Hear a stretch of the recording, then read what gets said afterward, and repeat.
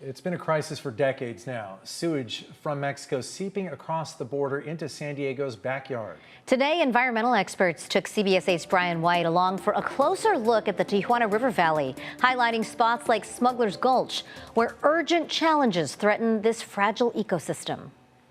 Yeah, this is not a junkyard. It's actually the Tijuana River Valley. Piles of tires, debris, and raw sewage are just part of what's choking this watershed. This is an amazing natural resource that we all have a shared interest and a shared passion to protect and restore. On a dusty caravan tour through the Tijuana River Valley, environmental leaders and state agencies spotlighted the damage and the urgency. We need to take quick action to reduce the sewer levels, the pollution levels, and to reduce that harm that it is doing to communities every day. Philip Musigas with San Diego Coastkeeper says sewage infrastructure in Tijuana is still overwhelmed, diverting about 25 million gallons of untreated sewage daily into the ocean. That pollution, because the waves and the currents tend to push that north, that's why we've seen 3 years of beach closures in Imperial Beach. But there are signs of progress coming to fruition in the coming weeks. There are recent plans at the South Bay plant here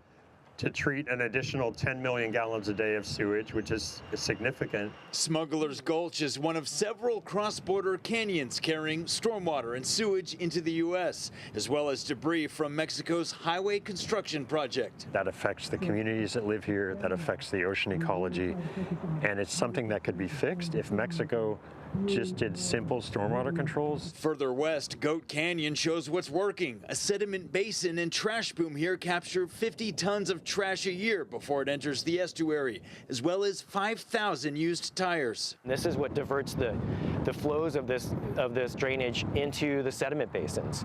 And one of the first features you can kind of make out there is a floating trash net. The tour brought together 11 organizations pushing for long-term solutions and real accountability. We have the funding now to fix this infrastructure once and for all.